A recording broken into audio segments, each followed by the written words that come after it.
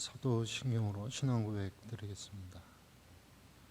전능하사 천지를 만드신 하나님 아버지를 내가 믿사오며 그의 아들 우리 주 예수 그리스도를 믿사오니 이는 성령으로 잉태하사 동정녀 마리아에게 나시고 본디오 빌라도에게 고난을 받으사 십자가에 못 박혀 죽으시고 장사한 지 사흘 만에 죽은 자 가운데서 다시 일어나시며 하늘에 오르사 전능하신 하나님 우편에 앉아 계시다가 저리로서 산자와 죽은 자를 심판하러 오시리라.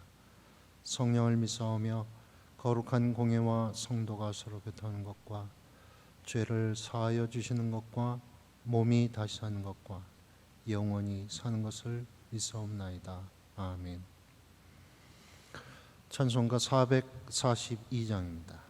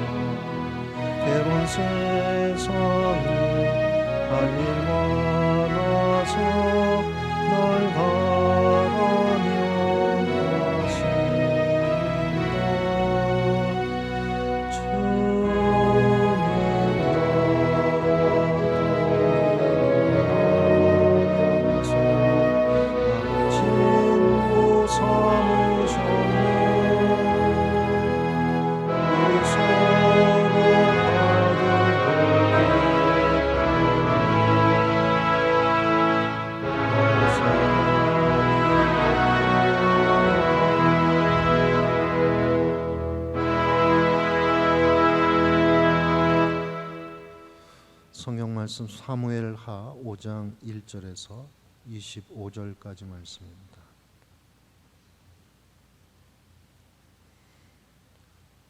사무엘하 5장 1절에서 25절까지 말씀 함께 봉독합니다. 1절 말씀부터 함께 봉독하겠습니다. 이스라엘 모든 지파가 헤브론에 이르러 다윗에게 나와 이르되 보소서 우리는 왕의 한 골육이니이다. 전에 곧 사울이 우리의 왕이 되었을 때에도 이스라엘을 거느려 출입하게 하신 분은 왕이시었고 여호와께서도 왕에게 말씀하시기를 내가 내 백성 이스라엘 목자가 되며 내가 이스라엘의 주권자가 되리라 하셨나이다 하니라. 이에 이스라엘 모든 장로가 헤브론에 이르러 왕에게 나오매 다윗 왕이 헤브론에서 여호와 앞에 그들과 언약을 맺음에 그들이 다윗에게 기름을 부어 이스라엘 왕으로 삼으니라. 다윗이 나이가 30세 왕에 올라 40년 동안 다스렸으되 헤브론에서 7년 6개월 동안 유다를 다스렸고 예루살렘에서 33년 동안 온 이스라엘과 유다를 다스렸더라. 왕과 그의 부하들이 예루살렘으로 가서 그 땅 주민 여부 사람을 치려하매 그 사람들이 다윗에게 이르되 내가 결코 이르러 들어오지 못하리라. 맹인과 다리 저는 자라도 너를 물리치리라 하니 그들 생각에는 다윗이 이르러 들어오지 못하리라 함이나 다윗이 시온 산성을 빼앗았으니 이는 다윗성이더라. 그날에 다윗이 이르기를 누구든지 여부스 사람을 치거든 물깃는 데서 올라가서 다윗의 마음에 미워하는 다리 저는 사람과 맹인을 치라 하였으므로 속담이 되어 이르기를 맹인과 다리 저는 사람은 집에 들어오지 못하리라 하더라. 다윗이 그 산성에 살면서 다윗성이라 이름하고 다윗이 밀로에서부터 안으로 성을 둘러싸우니라. 만군의 하나님 여호와께서 함께 계시니 다윗이 점점 강성하여 가니라. 두로왕 히람이 다윗에게 사절들과 백향목과 목수와 석수를 보내매 그들이 다윗을 위하여 집을 지으니 다윗이 여호와께서 자기를 세우사 이스라엘 왕으로 삼으신 것과 그의 백성 이스라엘을 위하여 그날을 높으신 것을 알았더라. 다윗이 헤브론에서 올라온 후에 예루살렘에서 처첩들을 더 두었으므로 아들과 딸들이 또 다윗에게서 나니 예루살렘에서 그에게 난 자들의 이름은 삼무아와 소박과 나단과 솔로몬과 이팔과 엘리수아와 네벡과 야비아와 엘리사마와 엘리아다와 엘리벨렛이었더라. 이스라엘이 다윗에게 기름을 부어 이스라엘 왕으로 삼았다함을 블레셋 사람들이 듣고 블레셋 사람들이 다윗을 찾으러 다 올라가매 다윗이 듣고 요새로 나가니라. 블레셋 사람들이 이미 이르러 르바임 골짜기에 가득한지라. 다윗이 여호와께 여쭈어 이르되 내가 블레셋 사람들에게 올라가리이까 여호와께서 그들을 내 손에 넘기시겠나이까 하니 여호와께서 다윗에게 말씀하시되 올라가라. 내가 반드시 블레셋 사람을 내 손에 넘기리라 하신지라. 다윗이 바알 브라심에 이르러 거기서 그들을 치고 다윗이 말하되 여호와께서 물을 흩은같이 내 앞에서 내 대적을 흩으셨다 하므로 그곳 이름을 바알 브라심이라 부르니라. 거기서 블레셋 사람들이 그들의 우상을 버렸으므로 다윗과 그의 부하들이 치우니라. 블레셋 사람들이 다시 올라와서 르바임 골짜기에 가득한지라. 다윗이 여호와께 여쭈니 이르시되 올라가지 말고 그들 뒤로 돌아서 뽕나무 숲을 맞은편에서 그들을 기습하되 뽕나무 꼭대기에서 걸음 걷는 소리가 들리거든 곧 공격하라. 그때 여호와가 너보다 앞서 나아가서 블레셋 군대를 치리라 하신지라. 이에 다윗이 여호와의 명령대로 행하여 블레셋 사람을 쳐서 게바에서 게셀까지 이르니라. 아멘. 북이스라엘 왕 이스보셋이 죽은 후 다윗은 구심점을 잃은 북이스라엘을 무력으로 진압하지 않았습니다. 온건한 정책을 통해 북이스라엘을 자신의 통치권으로 끌어들였습니다. 다윗은 삶의 끝에 서본 사람이었습니다. 목숨을 구걸해야 할 정도로 절망의 가파름과 맞닥뜨려야만 했습니다. 그 삶의 끝에서 다윗이 본 것은 절망 가운데 함께 하시는 하나님이었습니다. 시편 34편 6절 말씀입니다. 이 곤고한 자가 부르짖음에 여호와께서 들으시고 그의 모든 환난에서 구원하셨도다. 삶의 끝에서 본 하나님 앞에서 다윗이 흘렸을 눈물을 생각해 보십시오. 삶의 끝에서 흘리는 눈물을 아는 자, 하나님은 그를 이스라엘의 목자로 세웠습니다. 그 눈물을 가진 자가 어찌 동족을 향한 인내가 없을 수 있었겠습니까? 헤아려 볼진대 믿음은 하나님을 기다리고 사람을 기다리는 마음입니다. 자기 욕망의 칼로 가족을 베고 동료를 베고 이웃을 베는 자는 참 목자일 수 없습니다. 웃은들 그의 마음은 지옥이요 호탕한들 그의 배는 탐욕일 뿐입니다. 헤브론에서 다윗은 이스라엘 모든 장로들을 맞이하였습니다. 저들과 언약을 맺었고 저들은 다윗에게 기름을 부어 이스라엘 왕으로 삼았습니다. 싸움이 그쳤고 화해가 임했습니다. 받아줬고 받아들였습니다. 연합하였고 하나가 되었습니다. 삶의 끝에 서본 자의 마음이 있었기 때문입니다. 그 마음을 어찌 하나님께서 받지 않으셨겠습니까? 삶의 끝에서 하나님을 만날 수 있다면 실상 희망은 그곳에 있습니다. 사람은 지식이 많아 어리석을 수 있습니다. 사람은 힘이 강해 어리석을 수 있습니다. 사람은 경험이 풍부하여 어리석을 수 있습니다. 어리석을 수 없을 것 같은데 어리석을 수 있는 것은 많은 지식이, 강한 힘이, 풍부한 경험이 교만과 결합을 해서 교묘한 악을 양상하기 때문입니다.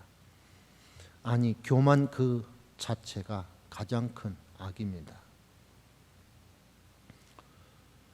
본래 예루살렘은 여부수 사람들의 성읍이었습니다. 1000년 넘게 이어온 난공불락의 요새가 예루살렘이었습니다. 예루살렘 성이 얼마나 강하고 단단했는지 여부수 사람들은 맹인과 다리 저는 자라도 다윗 정도의 적은 물리칠 수 있다고 자신하였습니다. 그러나 그 예루살렘 성을 다윗의 군대가 점령하였습니다. 전면전이 아닌 성벽 밖으로 이어져 있던 수로를 통한 잠입에 의해서 무너졌습니다. 난공불락의 요새가 작은 수로 하나 때문에 무너졌습니다. 예루살렘 성의 수로가 교만의 감춘 모습과 닮아 보입니다. 큰 뚝에 나 있는 보이지 않는 구멍 하나 같은 교만한 자는 자신이 생각하는 것 이상을 받아들이지 않습니다. 감추고 있는 왜소하고 초라한 자아가 있는데 이를 드러내고 싶지 않기 때문입니다. 크고 거대한 자기 모습만을 인정하고 싶기 때문입니다. 그래서 교만한 자는 어리석습니다. 똑똑해도 어리석고 힘이 세도 어리석고 경험이 많아도 어리석습니다. 예루살렘 성은 여부수 사람들의 교만이었고 그래서 결국에 무너졌습니다. 나귀를 타고 예루살렘에 입성하신 예수님을 떠올려 봅니다. 하나님의 아들 행차의 나귀라니 참 초라한 행색입니다. 화려한 마차 정도는 아니더라도 멋진 말 정도는 타도 됐을 터인데 나귀를 탄 만왕의 왕이라니 광대의 행차도 이보다는 나았을 것입니다. 하지만 예수님은 본래 그런 분이셨습니다. 그는 근본 하나님의 본체시나 하나님과 동등됨을 취할 것으로 여기지 아니하시고 오히려 자기를 비워 종의 형체를 가지사 사람들과 같이 되셨고 사람의 모양으로 나타나서 자기를 낮추시고 죽기까지 복종하셨으니 곧 십자가에 죽으심이라. 이런 분이 우리의 주님이셔서 감사합니다. 그러므로 우리들은 겸손의 사람들이 되어야 합니다.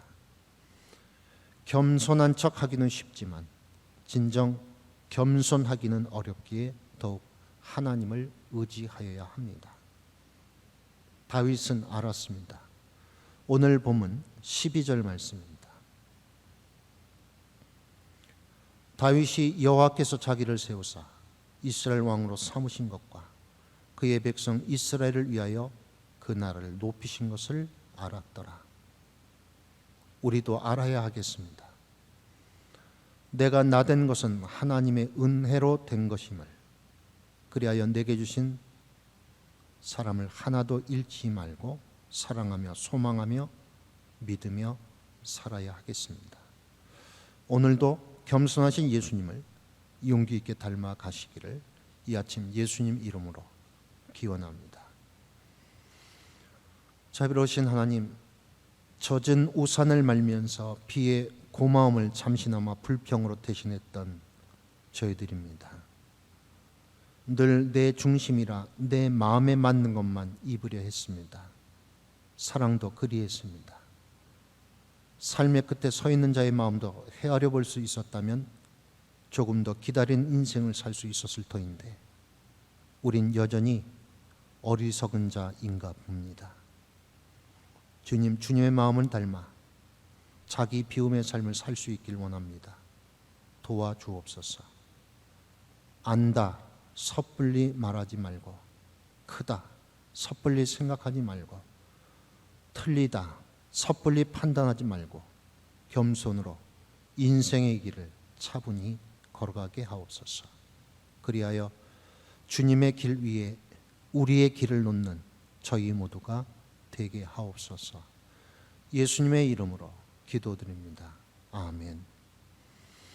하늘에 계신 우리 아버지여, 이름이 거룩히 여김을 받으시오며 나라가 임하시오며 뜻이 하늘에서 이룬 것 같이 땅에서도 이루어지이다. 오늘날 우리에게 일용할 양식을 주시옵고 우리가 우리에게 죄진 자를 사하여 준 것 같이 우리의 죄를 사하여 주시옵고 우리를 시험에 들게 하지 마시옵고 다만 악에서 구하시옵소서. 나라와 권세와 영광이 아버지께 영원히 있사옵나이다. 아멘.